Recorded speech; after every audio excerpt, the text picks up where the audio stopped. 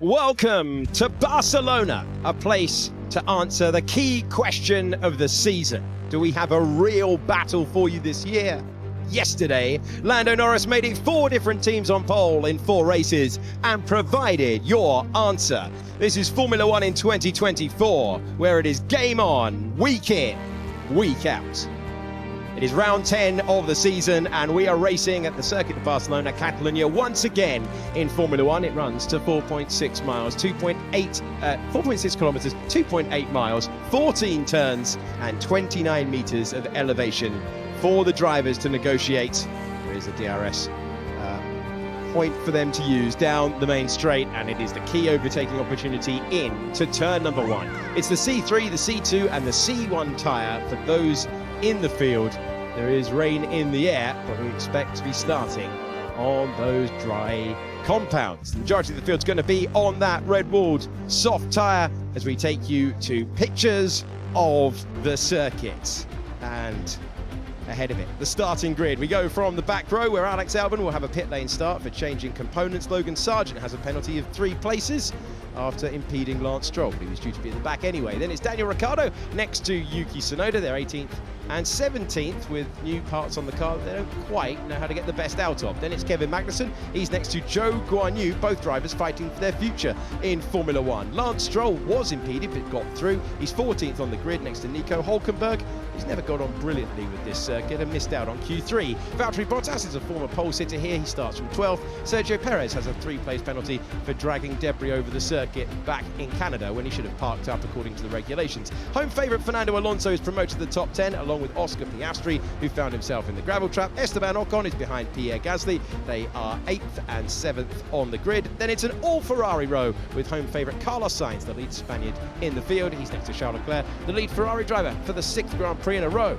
Unlike the usual pattern that we've seen with Mercedes, where Lewis Hamilton outqualifies George Russell for just the 2nd time this season, the front row of the grid, Max Verstappen back there once again like he was in Canada, but Lando Norris taking just a 2nd career pole position. The battle in Barcelona is 5 lights away, and the Spanish Grand Prix is underway. Who's bravest on the brakes? Oh my word, around the outside to take the lead, George Russell. What a start, that is absolutely incredible stuff. We were watching Norris, we were watching Verstappen, but Russell somehow goes from 4th on the grid to the lead. He has moved up 3 places in the opening 600 metres of the race. Then it's Max Verstappen in 2nd. Our pole sitter, Lando Norris, drops to 3rd. Might be our best opportunity now, Max. Think wisely. Max Verstappen trying to roar around the outside. The leading 2 in the Grand Prix go wheel to wheel, and we have a new leader. His name is Max Verstappen. Sainz leaving the track and gaining an advantage has been reviewed by race control, and there is no further investigation for this. As we see Mercedes making the call. George Russell taking the last of the life. Doesn't look the quickest at the back there. Right rear is causing trouble, and will that be a position gained? Oh my word, that is close. Sainz knows it, makes the move. Hamilton to the inside though. Hamilton risking it all. We get contact between the 2 of them. We get Hamilton going by, and there's another one for the highlight reel. So many moves at turn 1 that show you the skill of the drivers in the field. Here's the move. We're hearing from Charles Leclerc, but we're watching Carlos Sainz and Lando Norris, who goes through Charles Leclerc, but he gets past the Alpine. That's his minimum expectation. This is Oscar Piastri moving past Esteban Ocon. That is how he took 8th place. That's a good exit, isn't it? Yeah. Here's the opportunity now for Lando Norris, and that is a slam dunk move. Lando Norris able to pass the Mercedes. That is laid on the brakes, and that's the move that we predicted was going to come Oscar Piastri's way. That is how he took 7th place. Side by side we go with Lando Norris. George Russell went mega defensive. Lando Norris goes around the outside of turn number 3. And now Russell tries to come back. And it was a brilliant battle. A battle that continues inside line. And 3rd place for Lando Norris. And they've been fighting for most of the lap, DC.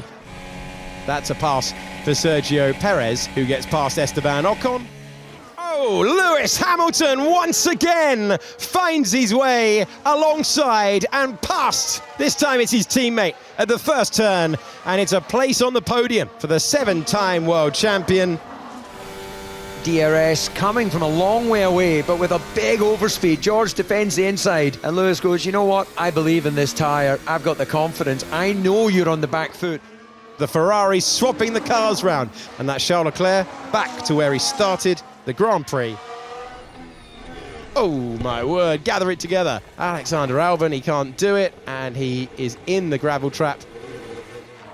Here he is, Max Verstappen, out of the final corner for the final time. He's been pushed all the way, but Max Verstappen wins once again in Formula One and takes the checkered flag in Spain, hurried home by Lando Norris. And for the 61st time at the venue where he began it all for Red Bull, Max Verstappen celebrates a victory, and you can see sometimes it's all a little bit easy and it's simply lovely on the radio. He's being chased home for every win that he takes at the moment. I think what really made our race was the first 2 laps where I took the lead, and I could build up a little bit of a gap against Lando, because as soon as Lando was in free air, he was really, really quick, and basically every stint, of course, especially at the end, he was catching me a lot. They were just better on tires, they could push harder. But I think as a team we did the right strategy. We were quite aggressive with the slots, and luckily it was just enough to the end. I mean, so-so. I mean, I'm happy with second. It's a good load of points and another trophy, another podium, but we were the quickest out there today as a car and driver combination, so we should have won.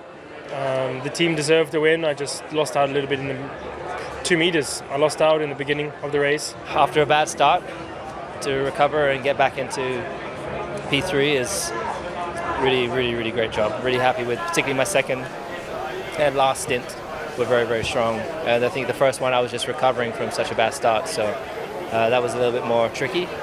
But yeah, we're getting there, we're getting closer, and big thank you to the team because we're slowly closing the gap. It's been a couple of races in a row now. We're fighting for the front rows of the grid, fighting for podiums.